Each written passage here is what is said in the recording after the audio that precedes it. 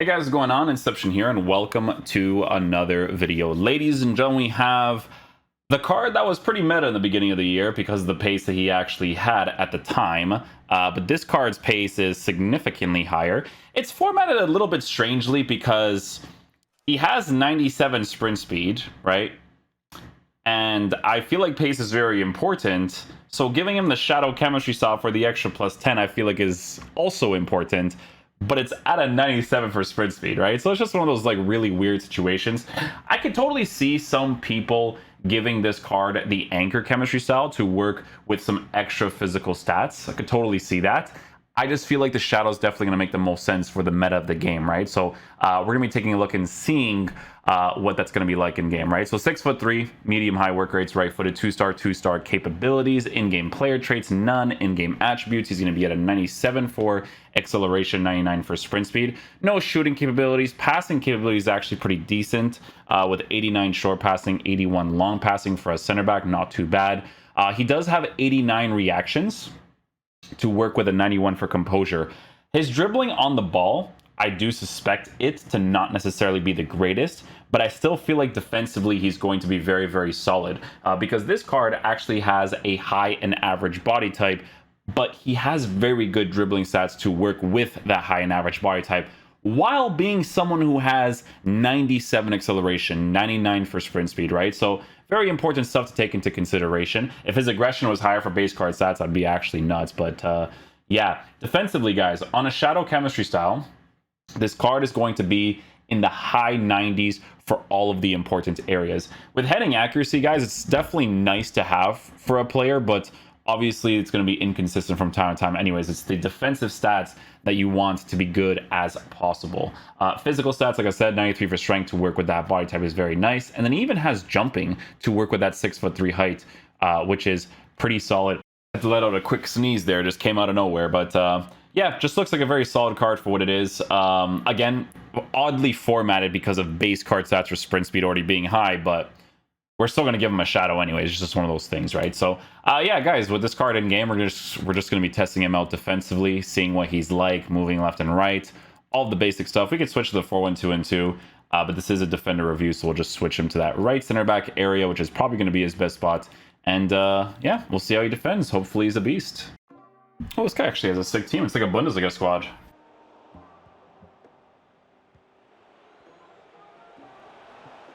You know what's crazy about that situation is that I totally overcommitted him there and then switched off to see how fast he'd track back. And guys, with the shadow chemistry side, he goes back pretty quickly. I'll tell you that much.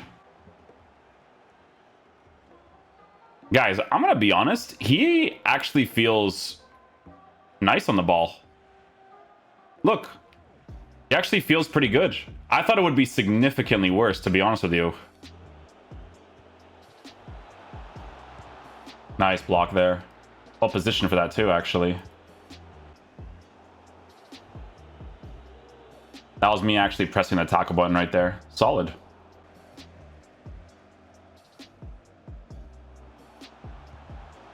Oof.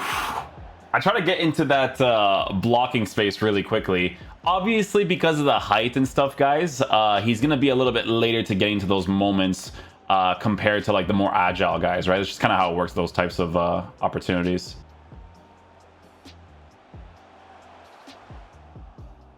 See, like there, even in those situations where I have to like do a quick turn and stuff, like you're going to feel that high and average body type.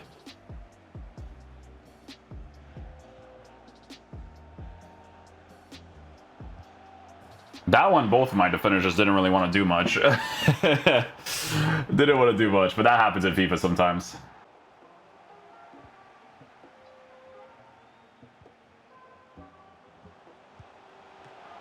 Yeah, I just wanted to block that general shooting area to see if he would like do some crazy animation out of nowhere. He's able to pass that ball with his weak foot, eh? Okay.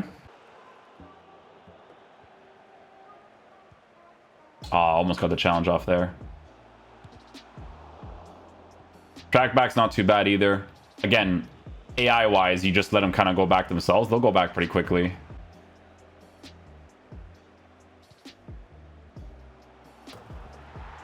Far post cross. They're actually super effective nowadays, by the way. Well positioned for the short cross there. Good. Again, I didn't tackle that. That was just his own animation doing that tackle there.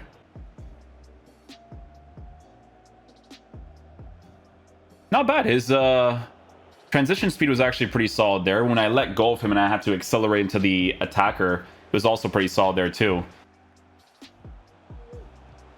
Nice. I was trying to go for like a first time clearance right there with him, but him just blocking the shot animation was pretty good as well.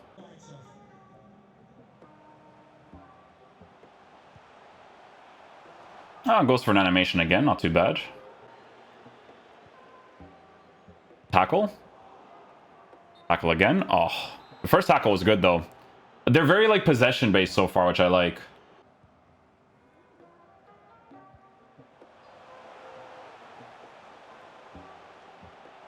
Yeah, so his manual running, guys, because of his body type and height, you're gonna feel that when it comes to him chasing after the attackers. That one he'll have the height for sure. Oh, that was a tackle animation. What? That was me actually pressing the tackle button there. I don't know what he just did right there. That was super weird. Should be able to get that too. Yep. Oh, good slide challenge there. Tall player for those. So definitely makes sense for him to get those bad boys.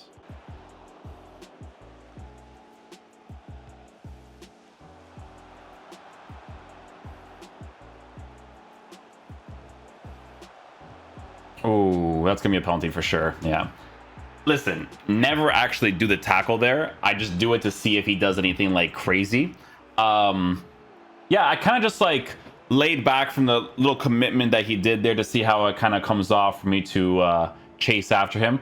You could definitely tell that he's not gonna be the craziest at that because of his body type and stuff. Probably middle, right? Oh, okay.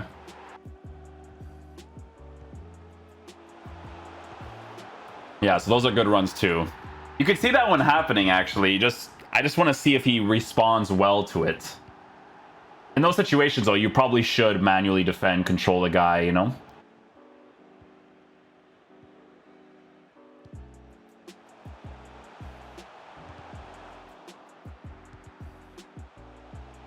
Interesting. So when I overcommitted him there, and then I switched off for him to just do the defensive AI stuff himself, again, very fast to go back into position. You could see that his tracking was fine.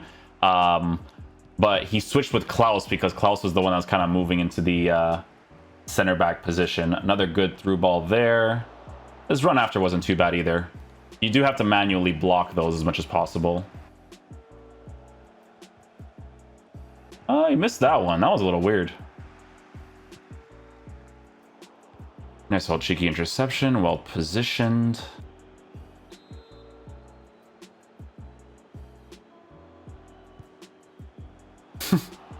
Sorry, I just wanted to try it out to see what happens.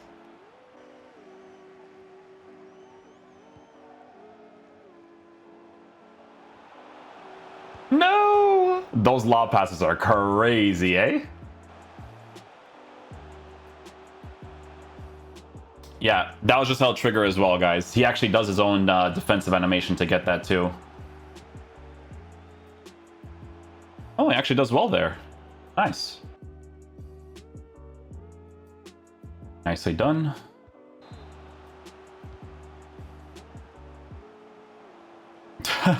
Imagine he jumped higher than the goalkeeper reaching for it. That would have been nuts.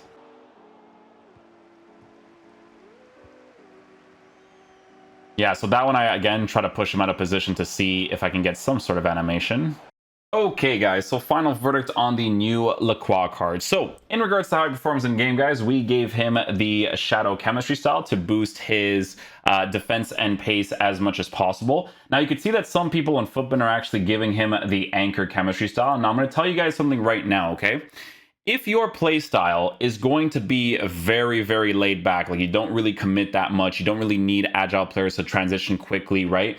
The Anchor Chemistry style is going to make the most sense because of the extra physical capabilities that you give him while not needing to work with his pace that much, right? Because with a card like this being 6'3", high and average body type, you don't really want to, you know, defend with him in a way where you have to catch up to somebody, right? It's going to be the type of card where he's just going to have to be that wall for you because of the fact that he's 6'3" with a high and average body type.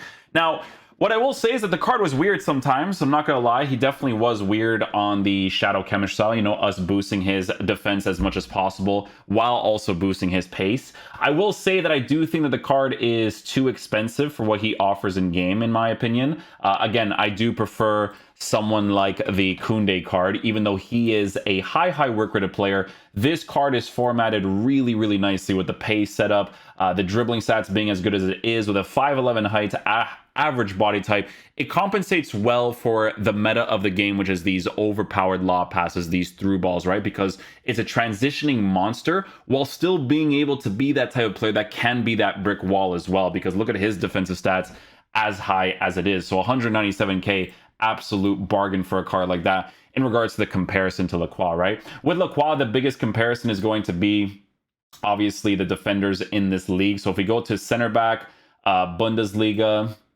like this, obviously you have the new Lacroix card. I'm gonna be honest with you guys, Indica card is very good. I really enjoyed using this card. Also a 6'4" player with a high and average body type, but I will say that the better dribbling stats definitely makes a very nice difference. So with Indica being left-footed, it adds a variable to your defense because there's so many right-footed players that play in that right center back area for the most part. Indica I thought was very solid. Not like crazy meta. Again, I think Koundé is still that type of guy you definitely want, but that is one comparison that can be made.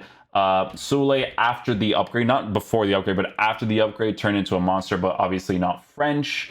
Upamecano's really good. Niakate is pretty solid, to be fair. Not a bad card either. Very cheap for what he offers in game as well. He had his moments as well. Like, you know, center backs are always going to have their moments for the most part.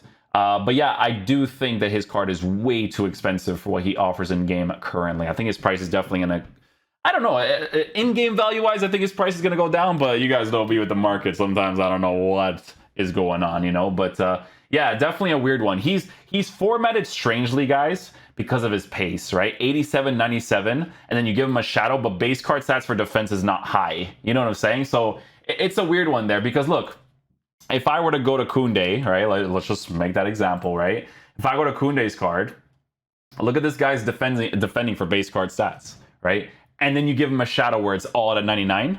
You know what I'm saying? It makes that nice little difference in my opinion. But yeah, hopefully you guys enjoyed this review. I will catch you guys for the next one. Peace out, dudes. Love you guys.